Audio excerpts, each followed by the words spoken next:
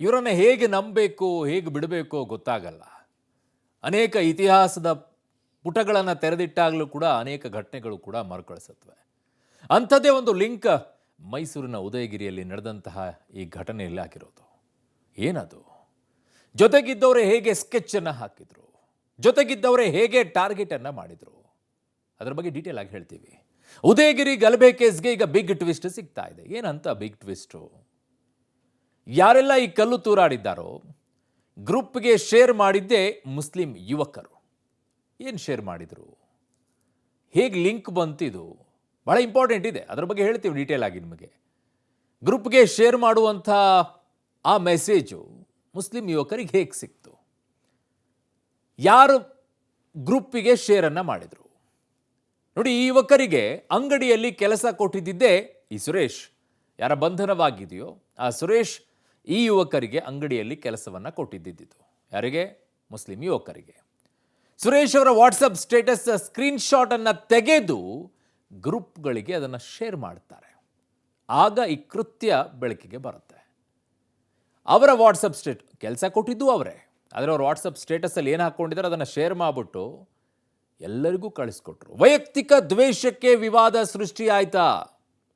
ಯಾವುದೋ ಕಾರಣಕ್ಕೋಸ್ಕರ ಇನ್ಯಾವುದೋ ವಿಚಾರವನ್ನು ಎತ್ತಿಟ್ಕೊಂಡು ಟಾರ್ಗೆಟ್ ಮಾಡಿದಂಗಿದೆ. DCP ಅವರ ಕಾರಿಗೆ ಕಲ್ಲು ತೂರುತ್ತಾರೆ 4 ಯುವಕರು. ಆ 4ರನ್ನು ಕೂಡ ಈಗ ಬಂಧನ ಮಾಡಿದ್ದಾರೆ. ಅಲ್ಲಿಗೆ ಮುಗೀತಾ? ಅಲ್ಲಿ ನಂಬರ್ಸ್ಗಳನ್ನು ನೋಡ್ತಾ ಇದ್ರೆ ಹೆಚ್ಚಿಗೆನೇ ಇದೆ. ಉದಯಗಿರಿಗೆ ಗೃಹ ಸಚಿವ ಪರಮೇಶ್ವರ್ ಅವರು ಭೇಟಿಯನ್ನು ಕೊಟ್ಟಿದ್ದಾರೆ. ಏನು ಪ್ರಯೋಜನ? ಮುಂದೊಂದು ದಿನ ಅಂತ ಜಾಗಕ್ಕೆ ಹೋಗಲೇ ಇಲ್ಲ ಅನ್ನುವಂಥ ಕಳಂಕವನ್ನು ಹೊತ್ಕೊಳ್ಬಾರ್ದು ಅಂತ ಹೇಳ್ಬಿಟ್ಟು ಆ ಜಾಗಕ್ಕೆ ಹೋಗಿದ್ದಾರೆ. ಗಲಭೆ ನಡೆದು 4 ದಿನಗಳ ಬಳಿಕ ಪರಮೇಶ್ವರ್ ಅವರು ಭೇಟಿಯನ್ನು ಕೊಟ್ಟಿದ್ದಾರೆ ಗೃಹ ಮಂತ್ರಿಗಳು. ಆಯಿತು, ಇನ್ನುಳಿದಂಥ ಜಿಲ್ಲಾ ಉಸ್ತುವಾರಿಗಳು ಎಲ್ಲಿ ಹೋದರು? ಅಲ್ಲಿನ್ನೂ ಮಂತ್ರಿಗಳಿದಾರಲ್ವಾ, ಅವ್ರು ಯಾಕೆ ಹೋಗಲಿಲ್ಲ? ಯಾರು ಕೇಳಿಸ್ಕೊಳ್ಳಿಲ್ವಾ ಅಥವಾ ಯಾರಿಗೂ ಬೇಕಾಗಿರಲಿಲ್ವಾ? ಡೀಟೇಲ್ ವರದಿ ಇದೆ, ನೋಡ್ಕೊಂಡು ಬನ್ನಿ. ಉದಯಗಿರಿ ಗಲಭೆ ಪ್ರಕರಣದ ತನಿಖೆ ಚುರುಕು. ಡಿಸಿಪಿ ಕಾರಿಗೆ ಕಲ್ಲು ಎಸೆದಿದ್ದ 4 ಅರೆಸ್ಟ್. ಮೈಸೂರು ಉದಯಗಿರಿ ಹಿಂಸಾಚಾರ ಪ್ರಕರಣದ ಸಿಸಿಬಿ ತನಿಖೆ ಚುರುಕು ಪಡೆದಿದೆ. ಸಿಸಿಟಿವಿ ವಿಡಿಯೋ ಆಧರಿಸಿ ಡಿಸಿಪಿ ಕಾರಿಗೆ ಕಲ್ಲು ತೂರಾಟ ನಡೆಸಿದ್ದ 4ರನ್ನು ಪೊಲೀಸರು ಬಂಧಿಸಿದ್ದಾರೆ. ಆ ಮೂಲಕ ಬಂಧಿತರ ಸಂಖ್ಯೆ 20ಕ್ಕೆ ಏರಿಕೆಯಾಗಿದ್ದು ಮತ್ತಷ್ಟು ಜನರ ಬಂಧನಕ್ಕೆ ಸಿಸಿಬಿ ಬಲೆ ಬೀಸಿದೆ. ಸಿಸಿಬಿ ಪೊಲೀಸರ ಕಾರ್ಯಾಚರಣೆ ಮುಂದುವರೆದಿದೆ. ಉದಯಗಿರಿ ಪೊಲೀಸ್ ಠಾಣೆಯ ಮೇಲೆ ಅವತ್ತು ಕಲ್ಲು ತೂರಿದಂತಹ ಆರೋಪಿಗಳಲ್ಲಿ ಒಟ್ಟು ಈಗಾಗಲೇ 20 ಜನರ ಬಂಧನವಾಗಿರುವಂಥದ್ದು. ಪ್ರಮುಖವಾಗಿ ಅವತ್ತು DCP ಅವರ ಕಾರಿನ ಮೇಲೆ ಕಲ್ಲು ತೂರಿದಂತಹ 4ರನ್ನು ಸಿಸಿಬಿ ಅವರು ಈಗಾಗಲೇ ಬಂಧಿಸಿ ಮತ್ತೊಂದಿಷ್ಟು ಜನರ ಬಂಧನಕ್ಕೂ ಕೂಡ ಬಲೆ ಬೀಸಿದ್ದಾರೆ. ಇನ್ನು ಬಂಧಿತರ ಸಂಖ್ಯೆ ಹೆಚ್ಚಾಗುವಂಥದ್ದಂತೂ ನಿಶ್ಚಿತ. ವಿವಾದಿತ ಪೋಸ್ಟರ್ ಮೂಲ ಪತ್ತೆಗೆ ಮುಂದಾದ ಸಿಸಿಬಿ. ಮೈಸೂರಿನ ಶಾಂತಿ ಕದಡಲು ನಡೆದಿದ್ದ ಹುನ್ನಾರ.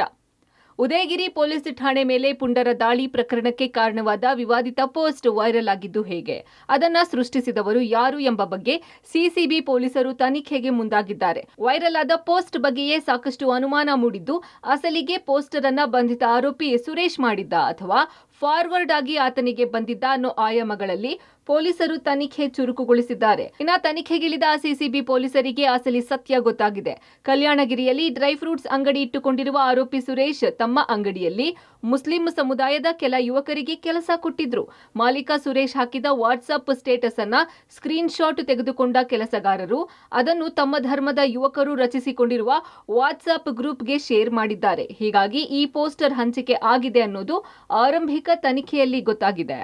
ಒಂದು ಕಡೆಯಲ್ಲಿ ಆರೋಪಿಗಳ ಬಂಧನಕ್ಕೆ ಕಾರ್ಯಾಚರಣೆ ನಡೀತಾ ಇದ್ದರೆ, ಮತ್ತೊಂದು ಕಡೆಯಲ್ಲಿ ಈ ಪೋಸ್ಟರ್ ರಚನೆಯಾಗಿದ್ದು ಹೇಗೆ, ಜೊತೆಗೆ ಈ ಪೋಸ್ಟರ್ ಯಾವುದೇ ಫೇಸ್ಬುಕ್ ಅಥವಾ ಇನ್ಸ್ಟಾಗ್ರಾಮಲ್ಲಿ ಹಾಕದೇ ಇದ್ದರೂ ಕೂಡ ಸುರೇಶ್ ಅದು ಯಾವ ರೀತಿಯಾಗಿ ವೈರಲ್ ಆಯಿತು ಅನ್ನುವಂಥದ್ದು ಈಗ ಇರುವಂತಹ ಪ್ರಶ್ನೆ. ಈ ನಿಟ್ಟಿನಲ್ಲೂ ಕೂಡ ಸಿಸಿಬಿ ಅವರು ಪತ್ತೆ ಕಾರ್ಯವನ್ನು ನಡೆಸ್ತಾ ಇದ್ದಾರೆ. ಆರಂಭಿಕವಾಗಿ ಗೊತ್ತಾಗ್ತಾ ಇರುವಂಥದ್ದು, ಯಾರೋ ರಚನೆ ಮಾಡಿದಂತಹ ಪೋಸ್ಟರ್ನ ಸುರೇಶ್ ತಮ್ಮ ವಾಟ್ಸಪ್ಗೆ ಹಾಕ್ಕೊಂಡಿದ್ರು.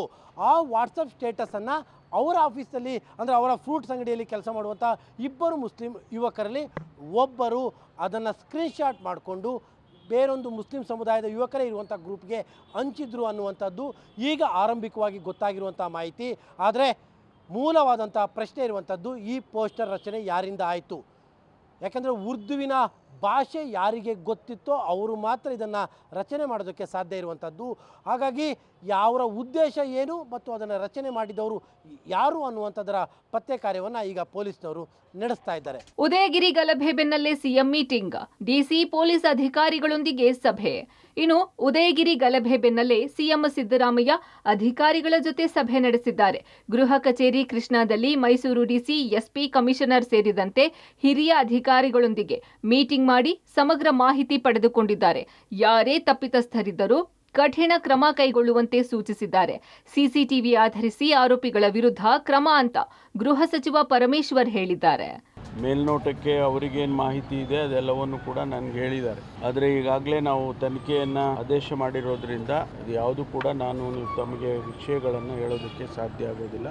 ಈ ಘಟನೆಗೆ ಸಂಬಂಧ ಇದ್ದಾರೆ ಅವರಿಗೆ ಕಠಿಣವಾದಂಥ ಕ್ರಮವನ್ನು ಕೂಡ ತಗೊಳ್ತೀನಿ. ನಾನು ಈಗಾಗಲೇ ಘಟನೆ ಆದ ದಿವಸನೇ ನಾವು ಆದೇಶ ಮಾಡಿದ್ದೇವೆ.